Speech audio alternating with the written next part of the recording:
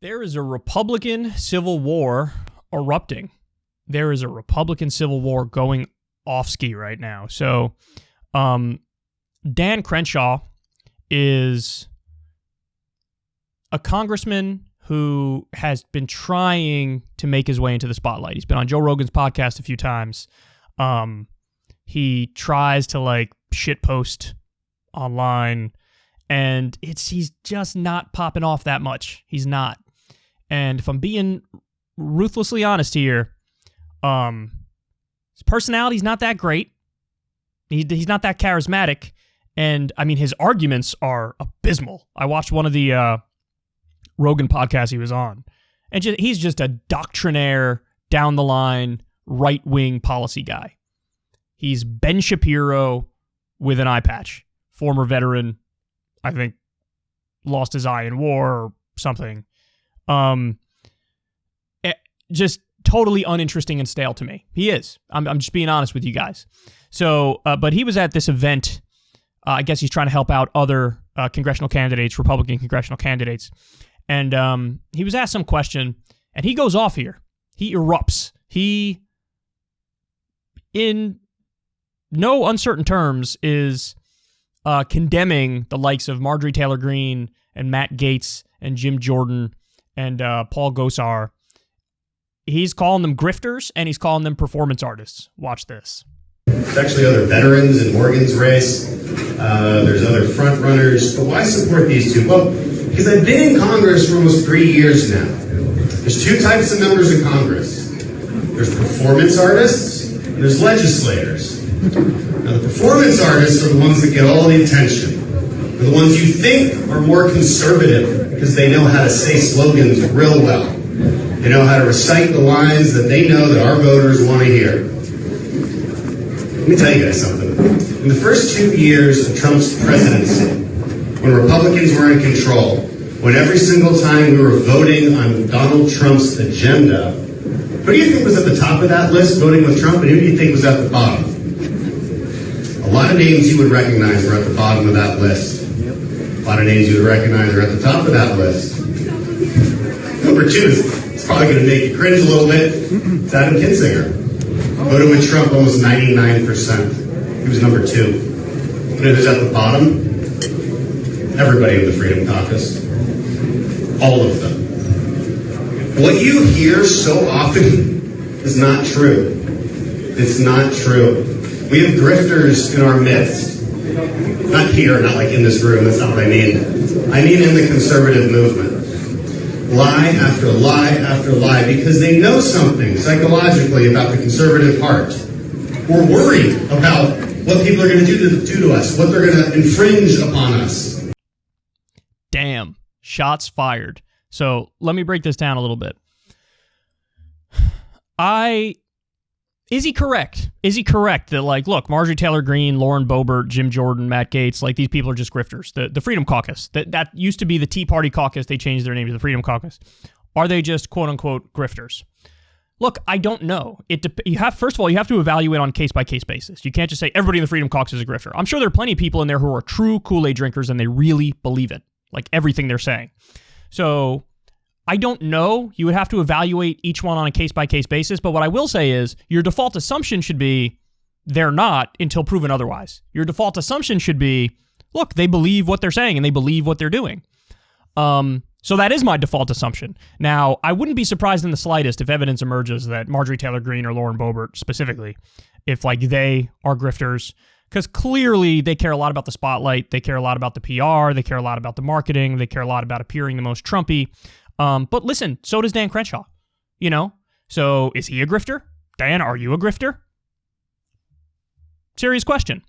So my general breakdown on this is I don't know who is and isn't a grifter, but Dan Crenshaw doesn't either, and I haven't really seen compelling evidence one way or the other, so my default assumption is that most of them really believe what they're saying, but my instinct and inclination is that the ones who are the loudest and most annoying and most ridiculous are grifters. So let me give you an example. There's this guy, Greg Kelly, who has a show either on Newsmax or One American News Network, and he tries to act like Trump on Twitter, and it's a total act. It's 100% an act because he is the most ridiculous, over-the-top character I've ever seen in my life.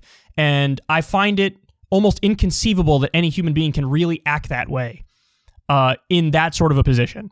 And so for him, I'm sort of convinced he's a grifter.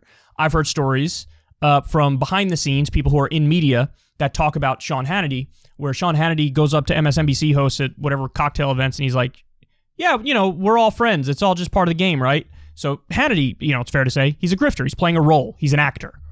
Dave Rubin, he doesn't believe a goddamn word of what he said. He changed 100% of his ideology over the course of like 3 years. That doesn't happen with people in their fucking 30s or 40s, whatever the fuck he is. And it doesn't happen, especially when he was clearly trying to find a niche. He wasn't popping off on the left, so he's like, how do I find a lane to get more famous? All he cares about is getting famous. I had a conversation with him myself where he was like, so what's your end goal? TV? I was like, what are you talking about? No, I like what I'm doing, and I'm going to keep what I'm doing. This was back when he was with the TYT network. So there are some I'm comfortable saying grifter, but my default assumption is not a grifter until proven otherwise. And, I think I have a reasonable standard and bar of evidence. So I'm not convinced they're necessarily grifters. What I am convinced of is that Dan Crenshaw is jealous. That I'm definitely convinced of because he's been trying so hard. Getting buddy with Rogan, getting on his podcast. He released a bunch of like goofy ads that make him some sort of like, action movie hero type thing. And by the way, I hate the content of his argument too. He's like, who voted with Trump the most? Adam Kinzinger, 99%. Who voted with them the least? A lot of those Freedom Caucus people. But notice the terms there. Notice the criteria there. His argument is, the more you vote with Trump, the better. And the more you vote with Trump, the more definitionally conservative you are. First of all, the more you vote with Trump, not necessarily the better. Second of all, that is not doctrinaire conservatism per se. There are plenty of areas where Trump bucked conservative trends. The First Step Act, one of the best things he ever did. That was bucking conservative trends and a conservative ideology.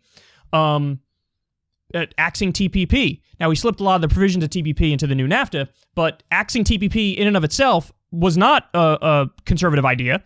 And so there's an argument that some of the people who voted less with him are more conservative, depending on the specific issues. So now I looked up, because as he was talking, I was like, I wonder if this is even true. So I looked up some of the voting records of these folks that he's acting are like, they're not even conservative enough, bro.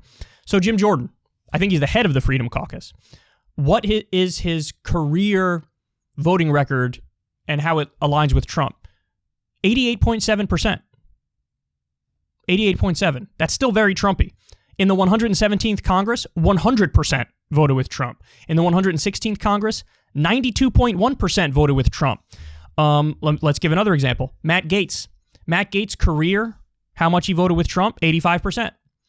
In the 117th Congress, 100%. In the 116th Congress, 89%. So, over these like pretty minor differences, he's calling them grifters and performance artists. Now, look, they get more press than him, and they are more loud than him, and arguably more annoying than him, although I think they're roughly equally annoying. I really think what this comes down to is he's bitter, and he's jealous, because they're getting more press, and he's not. Look, I got no love at all for Marjorie Taylor Greene, Lauren Boebert, Matt Gaetz, whoever. I think they're horrendous for the country, Paul Gosar, all these people. Terrible. But Dan Crenshaw is just as bad. He's just not as popular, but he has roughly the same ideology, and he's wrong about everything. So if he's bragging, if he's attacking them over the tiny policy difference here, and he's calling them grifters, well, then he's just mad at, like, the antics. And the reason he's mad at the antics is because they're getting press and he's not. So, look, ultimately, I got to side more with the freaks than with Dan Crenshaw, because I really do think this stems from jealousy and bitterness. He wants to be the one getting the attention. He wants to be the one who launches himself into some sort of future run for president. But, the crazier these people act, the more antics they have, the more media they get. And then there's the backlash effect from the conservative base that they love these people more because liberal media is attacking those people. He wants that dynamic. And he's not really getting it because he's kind of boring and uncharismatic. So there you have it. GOP Civil War. Listen, man, it's sort of refreshing to see. Why is it refreshing to see? Because usually it's the left that are at each other's throats, everybody ripping out everybody else's jugular. I mean, how many internal left-wing fights have there been over the past, 2 or 3 years? Especially since Bernie lost and dropped out. I mean, it's just been the left only attacks the left, all the time. And so here you have Republican congresspeople who are now getting in on some of that, and I'd rather see them duke it out than see, nominal friends on the left going at it. So, not a terrible thing if you ask me. If you want to see me and Crystal Ball interview legends like Noam Chomsky, Cornel West, and more, subscribe to Crystal Kyle and Friends on Substack. $5 a month gets you the video version a day early. Remember, we take 0 ad dollars for this podcast. Or you can sign up on Substack for free and get the audio version a day later. Link in the video description box below.